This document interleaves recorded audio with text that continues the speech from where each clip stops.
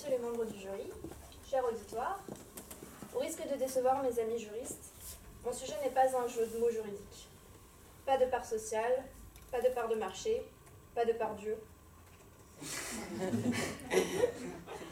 Non, j'ai décidé de parler de quelque chose de beaucoup plus universel. Un sujet qui, à mon sens, plus que vital, est une vraie passion. J'ai nommé manger. La dernière part, c'est donc le dernier morceau de gâteau, la dernière tranche de pizza, bref, l'objet des fantasmes les plus intenses. Concrètement, on vise là deux hypothèses. L'une où la nourriture est en libre service au milieu d'un groupe de personnes, l'autre où on en est déjà le propriétaire. Illustration du premier cas. Petit dîner entre amis, la soirée bat son plein, tout va bien. Arrivé au dessert, je le regarde, il me regarde, il est magnifique. Arrive le moment fatidique, je peine à respirer. Il ne reste que la dernière part du gâteau. À cet instant précis, mère, père, sœur, amis, compagnons, que sais-je, tous deviennent ennemis. Tel un prédateur, j'observe ma proie, prête à repousser quiconque se mettra en travers de mon chemin. À ma droite, je vois dans les yeux de mon amie qu'elle a repéré. Tout n'est plus qu'une question de temps. Avant qu'elle ait attrapé son assiette, la dernière part est déjà dans la mienne. Je sens la déception dans ses yeux, ça ne me dérange pas.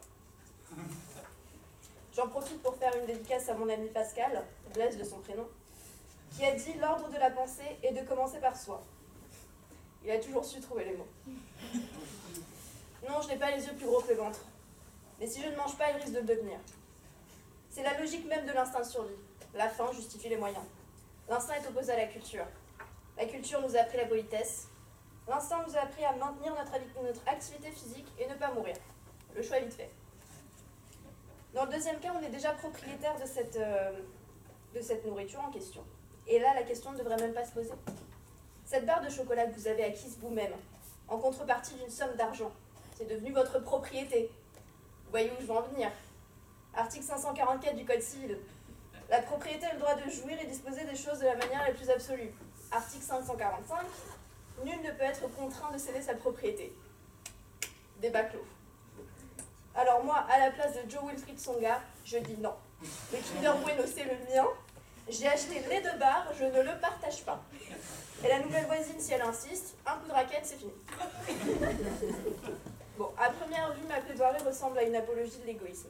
Et pourtant, blague à part, ne pas laisser la dernière part, c'est aussi fermement opposé à un fléau qui est malheureusement beaucoup trop répandu, le gaspillage alimentaire. À l'échelle planétaire, un tiers des aliments produits pour la consommation humaine est perdu ou gaspillé. Ça représente 1,3 milliard de tonnes de denrées alimentaires par an. Quand on se dit que plus de 25 000 personnes meurent de faim par jour, il y a quelque chose qui tourne pas rond. Parce que le temps file et que je suis obligée de le rattraper, on va se concentrer sur la France.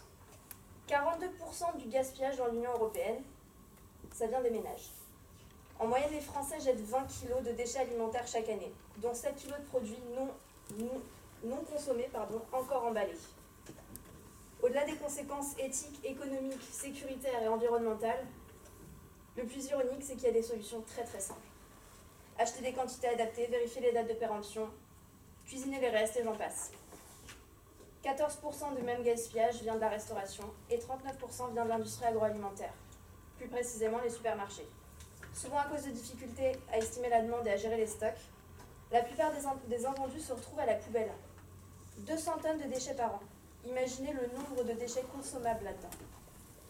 Il y a encore une fois des solutions très simples. Adapter la taille des portions, légiférer pour rendre obligatoire le don des invendus alimentaires à des associations le soir même, pour ne pas briser la chaîne du froid. Et sur ce point, le député Jean-Pierre Decool, inspiré par le Parlement wallon, est heureusement en train de faire avancer les choses. Madame, Monsieur les membres du jury, cher auditoire, vous l'aurez compris, il ne faut donc jamais laisser la dernière part. Je vous remercie de m'avoir écouté, et comme tout est bien qui n'a pas de fin, j'ai encore 10 minutes de développement, mais je les garde pour la prochaine partie.